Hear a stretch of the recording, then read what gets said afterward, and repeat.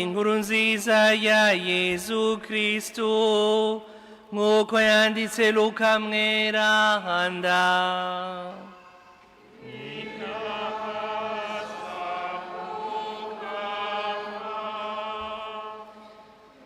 Umunsi umwe Yezu yabariye abigishwa biwe ati, ntimugire ubwoba mwebwe dutungwa twanje, kuko so wanyu yashatse kubaha ubwami. Gurisha ivyo mutunze mubitabaza boro, nimwironderere indaha zidashira be n'itunga ritazobateretereza mw'ijuru, aho musuma adashobora kwegera, nawo umuswa nturuhe ugezayo iryinyo. Kuko aho itunga ryawe riri ari hagatima kawe kazoba. Nimukenyereze igume kandi amatara yanyu yame yaka. Nimube nk'abarya barindiriye shebuja ku munsi w'ubugeni, kugira ngo bamusanganire arengutse akuguruza. Ewe barahiriwe abasuku shebuja azosanga bagiteramye. Ni ivy'ukuri ndabibabwiye, azozikenyera abavyagize ku ndava abahiture mu kubagaburira. Aje mu gicugu canke mu nkoko, bazoba bahiriwe asanze bakimwiteze. Bitegere neza, yaba nyenurugo yarazi ikiringo igisuma kizirako, yoraririye ntiyoretse ngo kimumenere kw'inzu. Nimwame mwiteguye na mwebwe nyene, kuko umwana w'umuntu azoza mu gihe mutari mumwiteze. Dushemeze ijambo ry'Imana.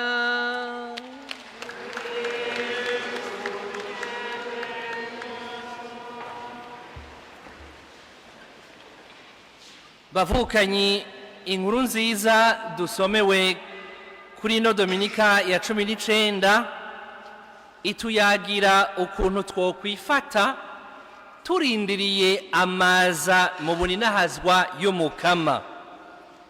Hariho abakristu iyo bumvise ivy'umuhero w'isi, ivy'amaza y'Umukama, baca bagira ubwoba.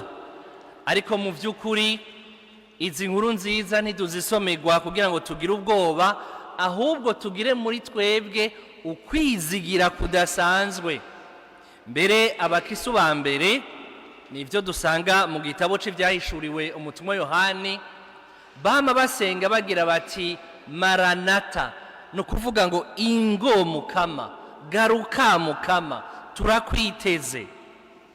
Rero Yezu uno munsi atubwiye ngo nimwame mugavye, kuko mutazi umunsi n'isaha aho umwana w'umuntu azozira. Mbega uko kwama kutugavye bisigura iki? Duhamagariwe iki? Ingendo y'umutima wacu yobi yihe? Kugira ngo tubizirikane neza, ni ngombwa ko dusoma ano majambo y'Imana twumvise guhera mu gisomwa ca mbere. Igisomwa ca mbere catweretse ko Imana dusenga, Imana ya Ibrahimu, ya Isaac na Yakobo, ni Imana itayaga amasigara cicaro, ni Imana ishira mu ngiro ivyo yemeye, nk'uko yari yavyemereye umusavyi wayo Musa igihe yamubwira yuko yumvise amaborogo y'igihugu cayo, yabonye amagorwa y'igihugu cayo yo nyene imanutse. Ijambo ry'Imana ryatwibukije yuko muri rya joro ryeranda, rya joro ry'ukubohoka, rya joro Imana nzima yatsinda abo kwa Faraoni, igatuma igihugu cayo abahebreyi bajabuka, igatsinda imikogote ya Faraoni n'ingabo ziwe zose. Muri iryo joro Imana yarerekanye yuko irangura ivyo yemeye. Ivyo rero tubizirikanye, tuca tumenye yuko Imana dusenga ni Imana yumva kandi yishura. Si Imana isinziriye, si Imana inamye mw'ijuru itanezwe ivyo tubamwo. ni Imana yaduhamagaye, yadutoye, idufata akaboko, igendana natwe, iri hafi yacu.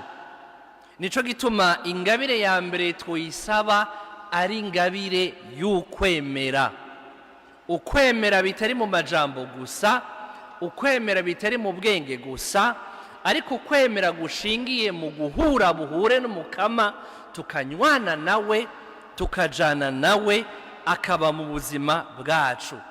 Gici ca mbere kizodutuma dutegereza amaza y'Umukama dufise ukwemera yuko Imana idukunda, yuko Imana itwitayeho, yuko Imana ituzi umwe wese mw'izina, mu vyo arimwo, mu ngorane ziwe, mu vyo yifuza, eka mbere n'ibimuhanamiye vyose.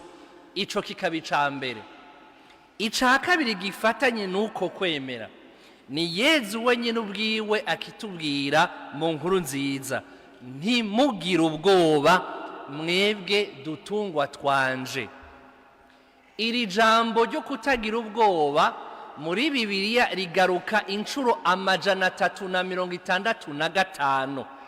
Ni ukuvuga yuko mufashe Bibiliya yose musanga uturongo tw'ijambo ry'Imana tudutumirira gutekana, kutagira ubwoba, ari uturongo 365. Ni nk'uko Umukama yoba atubwiye ku munsi ntugire ubwoba.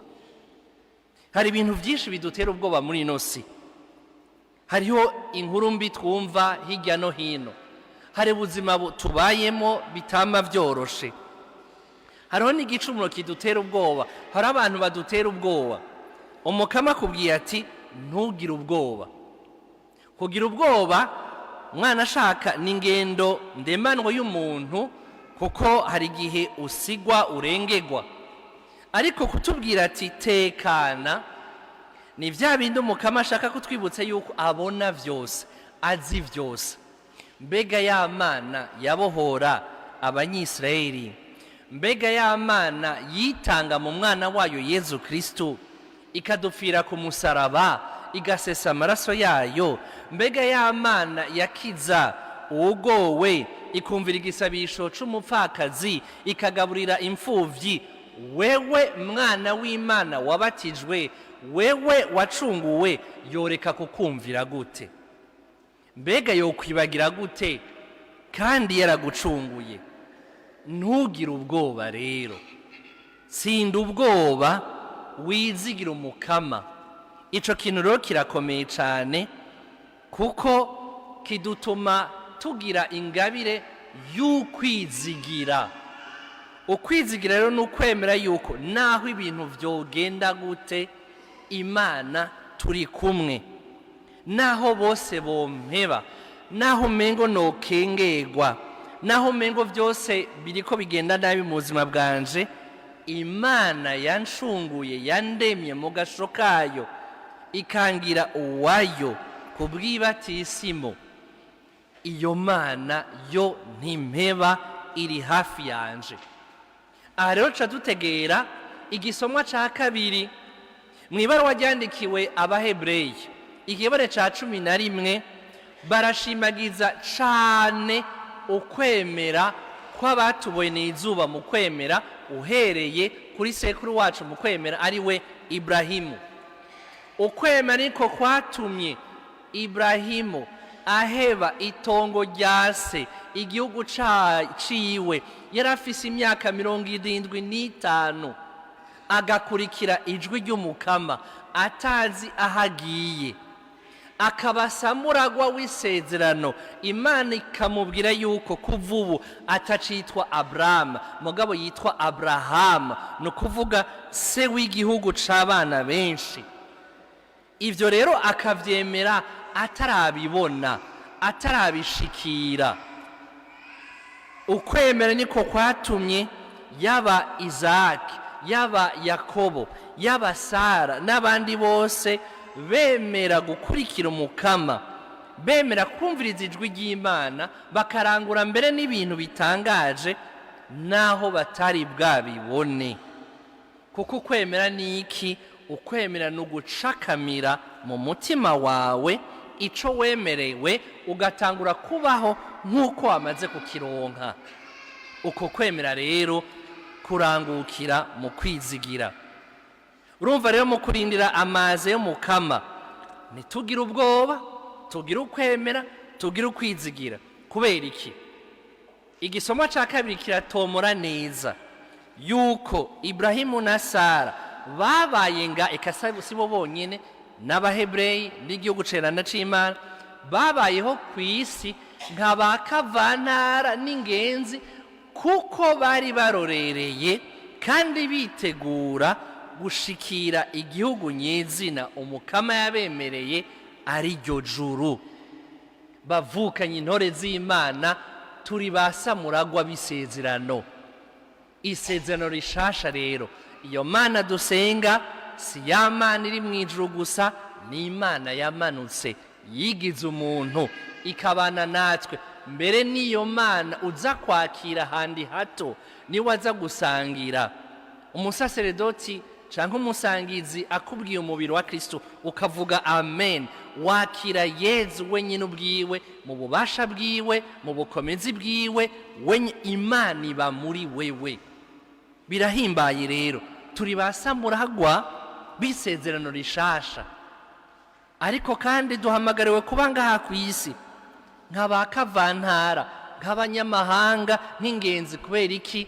Ijuru ni kwa Data, niho twese duhamagariwe kwinjira mu bunywanyi n'Imana, kuronka ubuzima budahera. Ivyo rero ubizi, Yezu nashake aze mu kanya kari imbere, araza kuza n'ivyo mu karisiya. Mugabo umuhero w'isi nushaka ube mu kanya, nta ngorane. Mbere muri benshi muri mwebwe kumbure kubera muzoba muvuye gusenga, hari inema murushije abataja gusenga. Umunsi umwe hari umusaseredoti yasanze abana bariko barakina, turi mu gihugu c'Ubutaliyano, abana bafise hagati y'imyaka 7 n'imyaka 10, abana batoyi. Aca babaza ati, mbega nk'ubu Umukama yoza ubunyene mwovyifatamo gute? Akana kamwe ati, jewe noca mfukama gasenga. Patiri amubwira ati, none wosanga wacerewe, ivyo gusenga none ico uhindura utahindutse imbere. Umwana aca arahora kubera ibimaramara. Uwa kabiri ngo noca niruka kwirega. Patiri amubwira ati, none wosanga amasengero yugaye, gana Patiri arakeneye kwitegura, nawe nyene Yezu aje biramuraba. Umwana wa kabiri nawe narabura ico avuga. Akana ka gatatu kitwa Dominiko kaca avuga ngo, Pati ngo je nobandanya nkina. Patiri amaze kukubera iki? None Yezu nimba nkunda kandi ndamwemera, azompa inema yo kumwitegura ku bw'umutima, hama mbandanye nkora ivyo ntegerezwa gukora nk'uko yabitegekanije, kuko ico mpamagariwe no kubandanya nkundana, no kubandanya senga, no kubandanya ndamwizigira. Uyo mwana yitwa Dominiko Savio, no muvunyi w'abakorezi bose, kandi yarabitoye cane. Ico Umukama dusaba mu kumurindira si uko twohindura ubuzima bwacu ukamengo vyose birahagaze. Oya, nimukenyere zigume kandi amatara yanyu yame yaka, niko Yezu abwiye abigishwa biwe. Ni ukuvuga iki?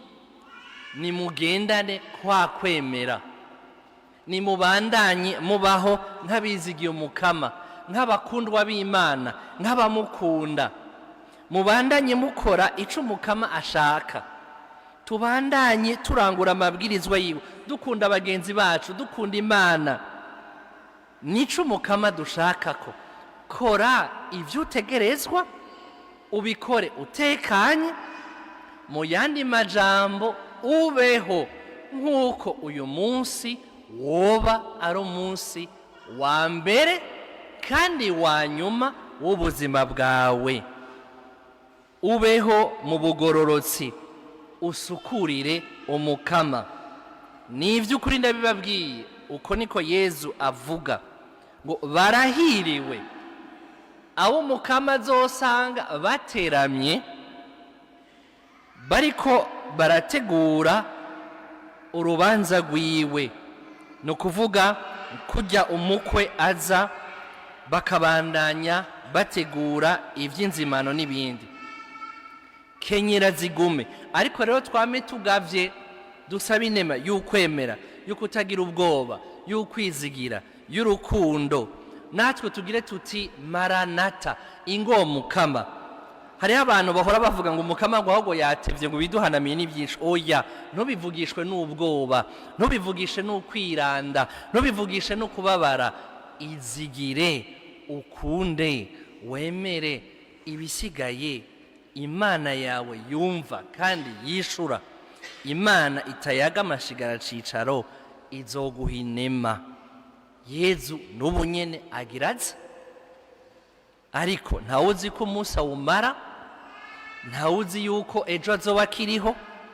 Ubuzima bwacu buri mu minwe y'Umukama. Dusaba inema rero y'ukwama tugavye, tuguruye amaso y'umutima, dukora ico duhamagariwe. Nituje kwijajara nk'ababasuku babonye ngo shebuja aratevye, bari bamurindiriye 2 z'ijoro, 3, 6, hanyuma acashika mu masaha y'inkoko, ni ukuvuga hagati ya 9 na 10. Nazire ahashaka, igikuru nuko asanga umutima wanje umwifuza, umurorereye, kandi ukora ibyo ushoboye mfashijwe n'inema yiwe, kugira ngo ndamusenge, ndamukunde, ndamuninahaze. Amen.